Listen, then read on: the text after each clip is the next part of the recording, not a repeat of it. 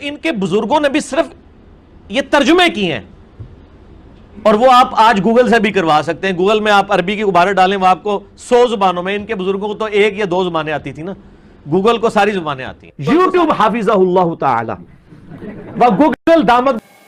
دیکھیے کس طرح کی بکواس ہے. دراصل اندھ بھکتوں کا جو یہ ریلا ہے، یہ اتنی ڈینجر چیز ہے کہ یہ اچھے انسان کو، اچھے خاصے انسان کو پاگل کر دیتے ہیں، رہنما کو بھی راستے سے بھٹکا دیتے ہیں. کیونکہ یہ جب کسی کو مانتے ہیں تو اس طرح مانتے ہیں کہ بات صحیح ہو یا غلط ہو، اس کی ہر بات کو مانتے ہیں.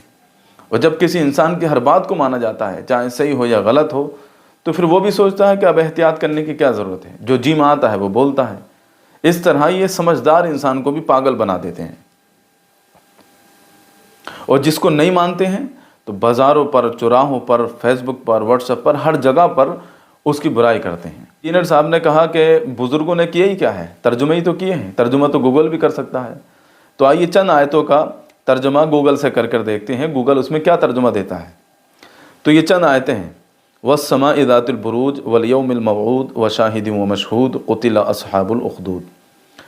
اس کا ترجمہ جب ہم نے گوگل سے نکالا تو یہ نکل کر آیا: اور آسمان اپنے برجوں کے ساتھ، اور وعدہ شدہ دن، اور کھائی والوں کے قتل کا گواہ اور گواہ. اس سے کیا بات سمجھ میں آئے گی؟ یہ سب الٹا سیدھا ترجمہ ہے. یہ گوگل ترجمہ کرے گا قرآن شریف کی آیتوں کا. آئیے اب بزرگوں کا ترجمہ دیکھتے ہیں. تو اس کا ترجمہ بزرگوں نے کیا: قسم آسمان کی جس میں برج ہیں، اور اس دن کی جس کا وعدہ ہے، اور اس دن کی جو گواہ ہے، اور اس دن کی جس میں حاضر ہوتے ہیں. یعنی میدان محشر کی بات چل رہی ہے. قتل اصحاب الاخدود، کھائی والوں پر لعنت ہو. اس سے بات سمجھ میں آتی ہے. اب یہ کہتے ہیں کہ بزرگوں نے کیا ہی کیا ہے، ترجمے ہی تو کیے ہیں. ترجمہ تو گوگل بھی کر سکتا ہے. ارے گوگل تو آج آیا ہے، اس سے پہلے کتابوں کے ترجمے ہوتے رہے، قرآن و حدیث کے ترجمے ہوتے رہے ہیں. وہ کس نے کیے ہیں؟ وہ کیا آپ کے والد محترم نے ترجمے کیے ہیں؟ اور میرا ماننا یہ ہے کہ جن لوگوں نے گوگل کو بنایا ہے وہ بھی کتابوں کا ترجمہ گوگل سے نہیں کر سکتے ہیں.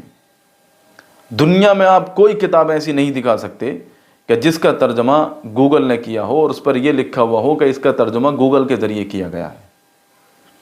میری نظر میں تو گوگل جو ہے وہ ایک سمجھدار گونگے کی طرح ہے. آپ اس سے بات کرتے ہیں تو وہ بھی آپ کے اشارے سمجھنے میں غلطی کر سکتا ہے، اور آپ بھی اس کے اشارے سمجھنے میں غلطی کر سکتے ہیں. لیکن ہاں، تھوڑی بہت رہنمائی مل جاتی ہے. اسی طرح گوگل سے بھی رہنمائی مل جاتی ہے. لیکن قرآن کا ترجمہ کرنا، کتابوں کے ترجمہ کرنا، یہ کہاں کی عقل مندی ہے؟ یہ تو سراسر حماقت ہے.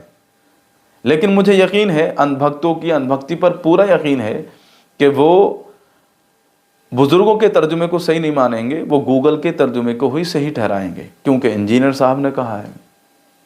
اللہ رب العزت سے دعا ہے ایسے لوگوں کو ہدایت فرمائے، اور اندھ بھکتی سے بچنے کی توفیق عطا فرمائے، صحیح کو صحیح، غلط کو غلط کہنے کی توفیق عطا فرمائے. السلام علیکم ورحمۃ اللہ تعالی وبرکاتہ.